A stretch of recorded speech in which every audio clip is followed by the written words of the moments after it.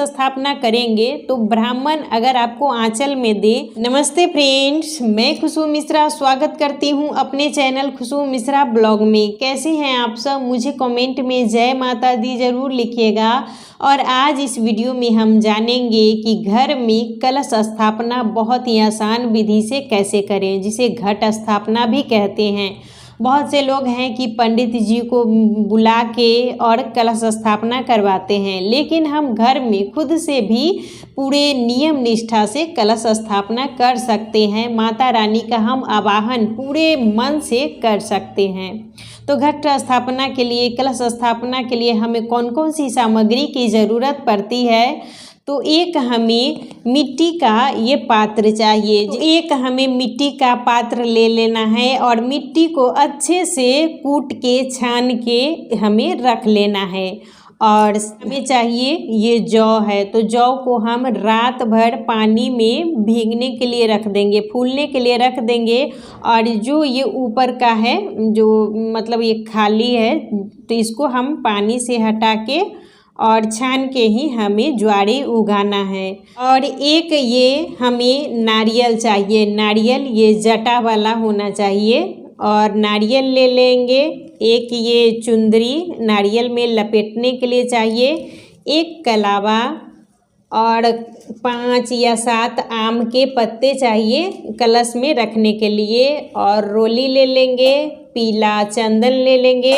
और कलश में डालने के लिए हमें चाहिए सुपारी, ये हो गया हल्दी और 2 लौंग, इलायची, 1 सिक्का। तो यही हमें कलश में डालना है।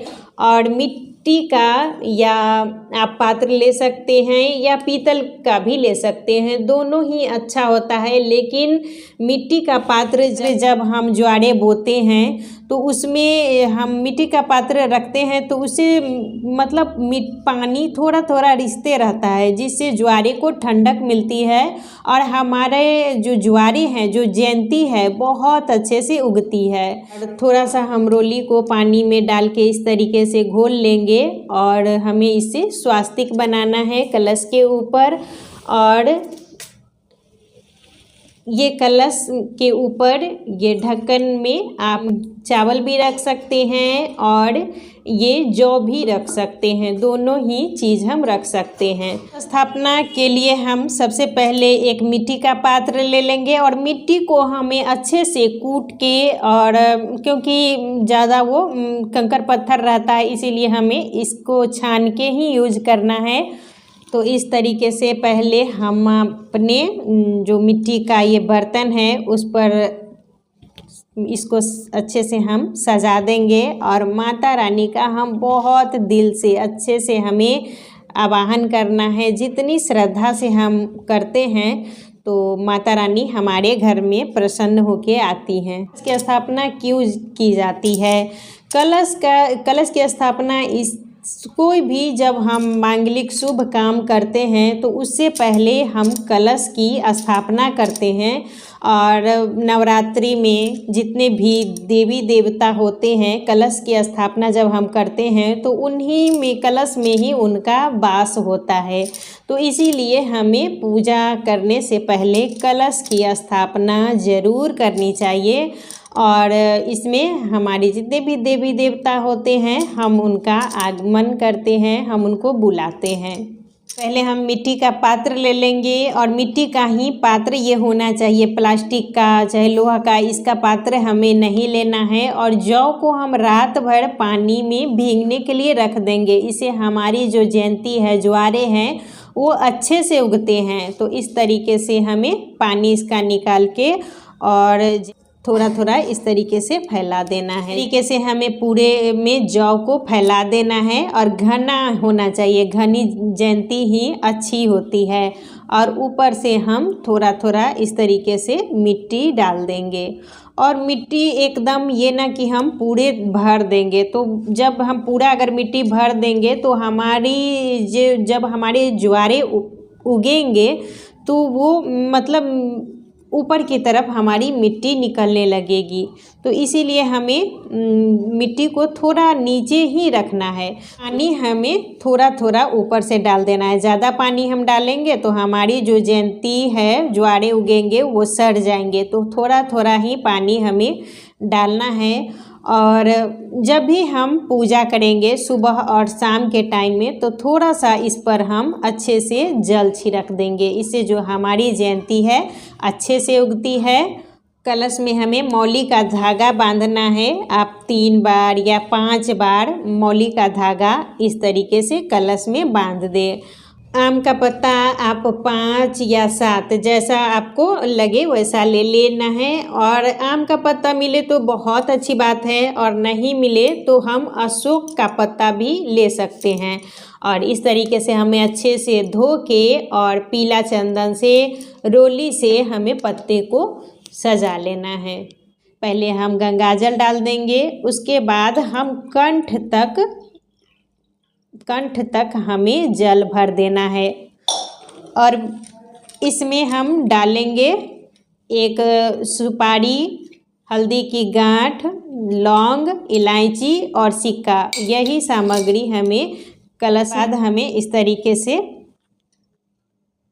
पत्ते से हमें सजा लेना है। और जब भी हम कलश स्थापना कर ले उसके बाद हमें कलश को नहीं हिलाना चाहिए, क्योंकि हम देवी देवता का फिर इसमें आगमन हो जाता है। इसीलिए हम कलश को फिर नहीं हिलाएंगे। तो इस तरीके से हमें पत्ते को 5-7 जो भी पत्ता मिले आप इस तरीके से डेकोरेट कर लें। कलश पे हमें ये ढक्कन रखना चाहिए जिसे पूर्ण पात्र कहते हैं। तो इसमें हम या तो आपके पास जौ हो तो वो रख लीजिए, और नहीं तो चावल भी रख सकते हैं। कलश के ऊपर इस तरीके से हमें इसे रख देना है। और हम ऐसे अगर हम सिर्फ इस पर दीप जलाएं तो इसको हम दीप कलश कहते हैं। हमें इस तरीके से पूर्ण पात्र को भी हमें सजा लेना है। और नारियल पे भी हमें वस्त्र, नारियल को भी हमें वस्त्र देना है। और नारियल को हम जब भी रखेंगे तो हमें ध्यान रखना है कि नारियल का जो मुख है वो साधक की तरफ होना चाहिए। मुख यानी जो उसका 3 आँख होता है वो हमेशा साधक की तरफ ही होना चाहिए। इस बात का हमें विशेष ध्यान देना है। इस तरीके से हमें कलश की स्थापना करनी है।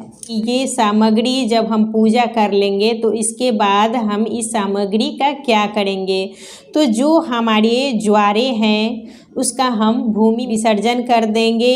और जो ये जल है कलश में उसको हम पूरे घर में पूजा के बाद अच्छे से हमें पूरे घर में छिड़क देना चाहिए। और जो ये आम का पत्ता वगैरह जो है उसका हम विसर्जन कर देंगे। और जो ये जौ चाहे जो भी चावल आप रखती हैं उसको आप या तो अपने किचन में इस्तेमाल कर लीजिए, और नहीं तो आप पशु पक्षी को भी खाने के लिए, चिड़िया वगैरह को भी दे सकते हैं। जो ये नारियल है इसका हमें जब हमारे घर में पंडित जी ब्राह्मण जब कलश स्थापना करवाएं तो हमें ब्राह्मण से अपने आंचल में लेना चाहिए नारियल को। तो उस नारियल को हम खाएंगे, लेकिन जब हम अपने से घट स्थापना कलश स्थापना कर रहे हैं तो उस नारियल को हमें खाना नहीं है, उसे जल में आप प्रवाहित कर दें या भूमि विसर्जन कर दें।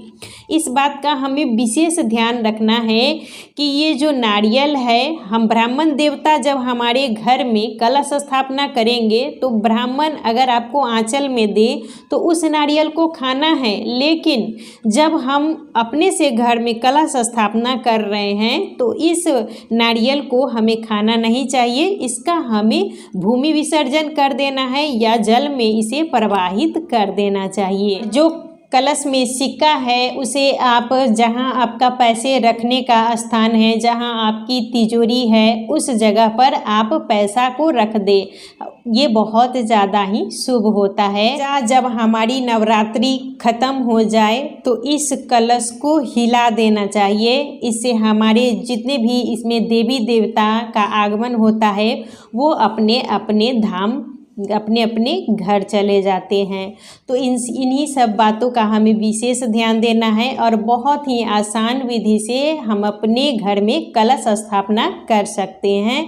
तो आज का वीडियो यहीं तक था। फिर मिलूंगी एक नए वीडियो में। वीडियो अच्छा लगे तो इसे लाइक कीजिएगा, मेरे चैनल को सब्सक्राइब कीजिएगा। फिर मिलूंगी एक नए वीडियो में, तब तक के लिए नमस्कार।